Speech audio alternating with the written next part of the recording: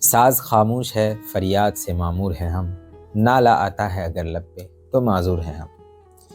یعنی ہمارے پاس الفاظ بھی موجود ہیں، زبان بھی موجود ہے، اور ہمیں لگتا ہے کہ ہم اپنی بات کا اظہار کر سکتے ہیں، اپنے جذبات کو بیان کر سکتے ہیں۔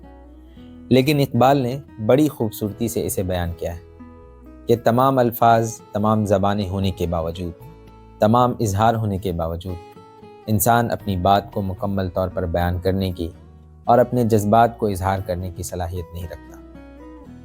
اس کے لیے ایک ہی چیز درکار ہے، اور وہ ہے خاموشی۔ الفاظ میں وہ طاقت نہیں کہ وہ ہمیں دنیا سے جوڑ سکے، یا الفاظ میں وہ طاقت نہیں کہ وہ ہمیں کسی دوسرے انسان سے جوڑ سکے اور ہمارے جذبات کو بیان کر سکے۔ اس کے لیے خاموشی بہترین ٹول ہے۔ یعنی خاموشی اتنی طاقتور ہے کہ اسے خدا نے بھی اپنے لیے چنا۔ خدا کا انتخاب اظہار خاموشی ہی تو ہے۔